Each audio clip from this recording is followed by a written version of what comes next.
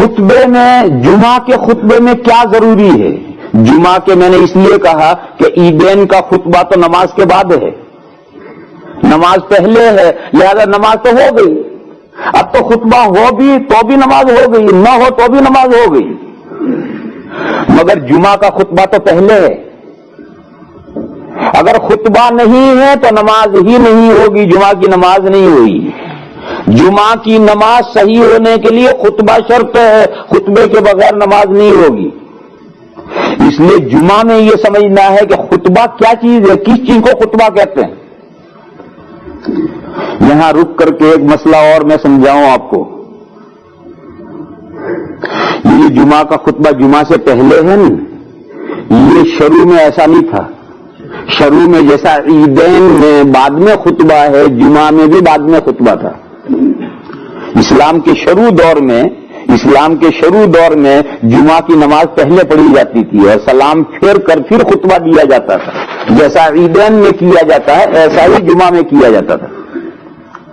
پھر کچھ دنوں کے بعد میں اس میں تبدیلی آئی اور جمعہ کا خطبہ پہلے کر دیا گیا اور عیدین کے جہاں تھے وہیں کے وہیں رہے۔ یہ بات ذہن میں رکھو گے تو قرآن کریم کی ایک آیت سمجھ سکو گے، ورنہ وہ آیت نہیں سمجھ سکو گے۔ سورہ جمعہ میں آیت ہے کہ ایک مرتبہ جمعہ پڑھا گیا، ایک مرتبہ حضور جمعہ کا خطبہ دے رہے اور تجارتی قافلہ آیا اور اس نے ڈھول بجایا تو سارا مجمع اٹھ کر کے خریداری کرنے کے لیے بھاگ گیا، صرف 12 آدمی بیٹھے رہ گئے۔ قرآن کریم کی آیت نازل ہوئی، وَإِذَا رَأَوْا تِجَارَةً أَوْ لَهْوًا انفَضُّوا إِلَيْهَا وَتَرَكُوكَ قَائِمًا قُلْ مَا عِندَ اللَّهِ خَيْرٌ مِّنَ اللَّهْوِ وَمِنَ التِّجَارَةِ وَاللَّهُ خَيْرُ الرَّازِقِينَ۔ فرمایا کہ جب لوگ تجارت کو، بزنس کو، سودے کو دیکھتے ہیں یا کھیل تماشے کو دیکھتے ہیں تو سب چل دیے، انفضوا الیہ، سب ادھر دوڑ پڑے، وترکوک قائما، آپ کو کھڑے کا کھڑا چھوڑ دیا، آپ کھڑے کھڑے خطبہ دے رہے ہیں اور آپ کو چھوڑ کے سب چلے گئے۔ آپ ان کو بتائیے کہ بزنس اور کھیل کے پیچھے کیا جا رہے ہو، یہ خطبہ سنو، یہ تمہارے لیے زیادہ بہتر ہے، اللہ کے پاس اس کا جو ثواب ملے گا وہ تمہارے لیے زیادہ بہتر ہے۔ اور رہا وہاں بزنس کرنے سے جو روزی ملے تو روزی تو اللہ دیتے ہیں، وہ خیر الرازقین ہے۔ یہ جو آیت پاک ہیں، اس آیت پاک کو اس وقت آپ سمجھ سکیں گے جب میری یہ بات یاد رکھیں، ورنہ یہ آیت پاک آپ نہیں سمجھ سکیں گے، کیونکہ جو آج صورت ہے وہ صورت اگر ہو کہ جمعہ کا خطبہ پہلے ہے، اب حضور خطبہ دے رہے ہیں اور سارے نمازی مارکیٹ میں چلے گئے اور بازار میں خریداری کرنے چلے، 12 آدمی رہ گئے، تو کیا صحابہ نماز پڑھے بغیر چلے گئے؟ یہ سوال پیدا ہوگا کہ نماز پڑھے بغیر چلے گئے؟ ایسا نہیں تھا۔ تو پہلے ایسا تھا کہ پہلے نماز پہلے پڑھی جاتی تھی جمعہ کی، اور جمعہ کی نماز پڑھنے کے بعد خطبہ ہوتا تھا۔ اب وہ تجارتی قافلہ آیا، تجارتی قافلہ بھی آپ حضرات نہیں سمجھ رہے ہوں گے۔ پرانے زمانے میں، حضور کے زمانے میں مارکیٹ چلتا تھا، اسے اردو میں کہتے تھے لادی، اور اس کا طریقہ یہ ہوتا ہے کہ ایک جیسے اب جیسے کہ شاپنگ سینٹر ہوتے ہیں اور ایک ہی ایریا کے اندر ساری دکانیں ہوتی ہیں، ہر چیز وہیں سے ملتی ہے، جیسے شاپنگ سینٹر ہوتے ہیں، ایسا اس زمانے میں ایک تاجر ہے، وہ ہر چیز کی تجارت کرتا ہے اور اس کے پاس جانور ہوتے تھے اور وہ جانوروں پر سامان بھر کر کے چلتے تھے۔ ایک گاؤں پر پہنچے اور پہنچ کر بہت بڑے میدان کے اندر اس نے نوکروں نے، کپڑوں والوں نے ادھر کپڑے کی دکانیں لگا دی، کپڑے آٹے والے نے ادھر، مسالے والے نے، پورے میدان میں دکانیں ہی دکانیں۔ پھر ڈھول بجتا تھا اور ڈھول ایک خاص انداز سے بجتا تھا جس سے سارا گاؤں یہ سمجھ جائے گا کہ لادی آئی، تو لوگ فوراً پیسے اور تھیلے لے کر دوڑ پڑیں گے۔ دوڑیں گے کیوں؟ بات چیزیں کم ہوں گی، یہ دیر سے 2 دن 3 دن یہاں رہیں گے اور سب شاپنگ ہوگی اور دیکھا کہ سب لوگ خرید چکے، اب کوئی گاہک نہیں آ رہا، تو یہ سب سامان سمیٹ کر جانوروں پر بھر کر جانور اگلے گاؤں میں، اسی طرح سے پوری مارکیٹ چلتی رہتی تھی، اسے لادی کہتے تھے. اور اکبر نذیر آبادی کا وہ جو مشہور نظم ہے کہ سب ٹھاٹھ پڑا رہ جائے گا جب لاد چلے گا بنجارا، وہ یہی منظر ہے. اکبر نذیر آبادی کی جو مشہور نظم ہے کہ سب ٹھاٹھ پڑا رہ جائے گا جب لاد چلے گا بنجارا، یہ بنجارے یہ کام کرتے تھے. تو جب کسی جگہ پر لادی اپنا پھیلے گی تو پورے میدان کے اندر جنگل میں منگل ہو جائے گا. اور جب یہ لادی چلی گئی تو میدان میں ہو کا عالم ہو گئے. تو اس وقت میں صورت یہ ہوئی کہ مدینہ منورہ میں جمعہ کا دن ہے، جمعہ کی نماز ہو چکی اور جمعہ کی نماز کے بعد حضور خطبہ دے رہے اور لادی آ گئی مدینہ کے باہر اور اس لادی نے ڈھول بجایا. تو اب مجمع جو تھا وہ مجمع نے یہ سوچا کہ نماز تو ہو گئی، نماز تو پڑھ لی، تو خطبہ ہے تو خطبہ تو آج کل سن لیں گے، خطبہ تقریر ہے آج تقریر سے کل سنیں گے، اور وہاں پہنچنے میں خریداری کرنے میں پہنچنے میں دیر ہوگی تو ہو سکتا ہے محروم ہو جائے، چیزیں نہ ملے تو اگلی لادی تک انتظار کرنا پڑے گا. تو مجمع اٹھ کے جلدی سے گھر پہنچا اور تھیلا اور پیسے لے کر وہاں دوڑ پہنچے. تو کچھ لوگ تو خریداری کرنے گئے اور کچھ لوگ وہاں کیا دیکھنے کے لیے، وہاں تماشا دیکھنے کے لیے گئے. وہاں جو جنگل میں منگل ہو رہا ہے اور وہاں جو پورے شان بن رہی ہے وہ تماشا دیکھنے کے لیے. جب ہاتھی آتا ہے تو گاؤں کے بچے سارے دوڑتے ہیں ہاتھی دیکھنے کے لیے، یہ ہاتھی نے کیا رکھا ہے؟ تماشا. تو گاؤں کے بہت سے لوگ تو صرف تماشا دیکھنے جاتے ہیں، انہیں کوئی خریدنا نہیں، انہیں کچھ خریدنا نہیں ہے، وہ کیا دیکھنے کے لیے؟ تماشا دیکھنے. تو یہ ہے وہ لہون، وہ کھیل کہ وہاں بزنس آئی اور کھیل آیا تو وہ سب لوگ لپک کر ادھر چلے گئے اور آپ کو کھڑا چھوڑ کر چلے گئے. آپ دیتے رہیے خطبہ، ہم تو جا رہے ہیں مارکیٹ میں. یہ صورت پیش آئی تھی. تو نماز ہو چکی تھی، لوگوں نے یہ سوچا کہ نماز تو ہو چکی ہے تو خطبہ ہے، تقریر ہے، تقریر کا اگلے جمعہ کو سن لیں گے اور وہاں دیر کریں گے تو پھر وہ سامان نہیں ملے گا. تو یوں لوگ دوڑ پڑے تھے. تو پھر اس کے بعد میں یہ طریقہ بدل دیا گیا اور جمعہ کا خطبہ پیچھے سے شروع میں کر دیا گیا اور عیدین کے خطبے آج تک پیچھے ہی ہیں. ایک موقع پر عیدین کے خطبے بھی آگے کیے تھے مگر وہ ایسے لوگوں نے کیے تھے کہ ان کا کیا ہوا امت نے مانا نہیں.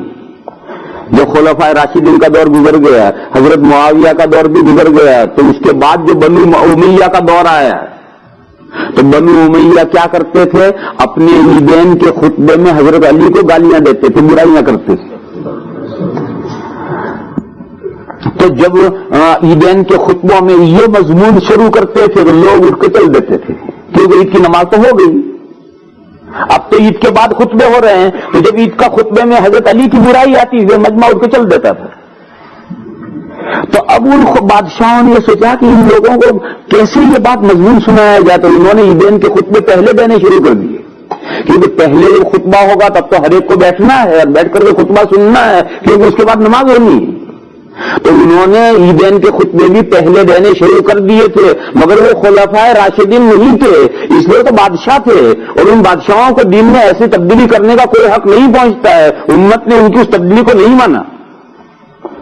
جب تک ان کا دور رہا وہ پہلے خطبے دیتے رہے، ان کا دور منحوس گیا تو پھر امت کا جو اصل عمل تھا وہ چلا ہے. اور خلفائے راشدین اگر دین میں ایسی کوئی تبدیلی کریں تو خلفائے راشدین کی گئی وہ تبدیلی امت کو ماننی پڑے گی، وہ تبدیلی امت کو ماننی پڑے گی. اس لیے کہ حدیث میں حضور نے یہ حکم دیا ہے کہ میرے جو خلفائے راشدین جو دین کے بارے میں ایک راہ تجویز کریں اس راہ پر چلو اور مضبوطی سے دعووں سے اس راہ کو پکڑو. تو خیر خطبے تو اصل سنت یہی ہے کہ عیدین کے خطبے تو بعد میں ہیں اور جمعہ کے خطبے حضور ہی کے زمانے میں پہلے کر دیے گئے تھے. اور جمعہ کا خطبہ شرط ہے نماز کے صحیح ہونے کے لیے. خطبہ شرط ہے، اس کا سننا شرط نہیں.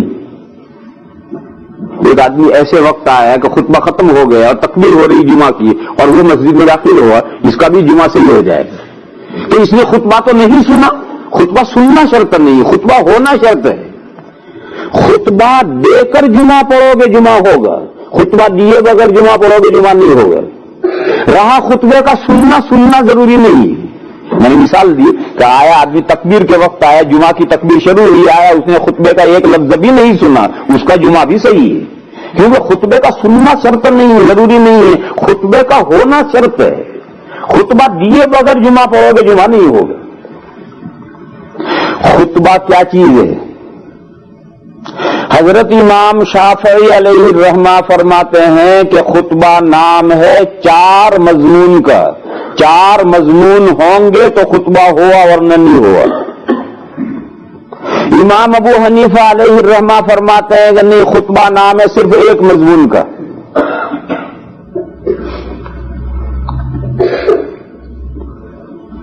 امام شافعی علیہ الرحمہ کیا ارشاد فرماتے ہیں؟ وہ فرماتے ہیں 4 مضمون چاہیے. پہلا مضمون اللہ کی تعریف، دوسرا مضمون نبی اکرم صلی اللہ تعالی علیہ وسلم پر درود شریف، تیسرا مضمون تقوی کی وصیت.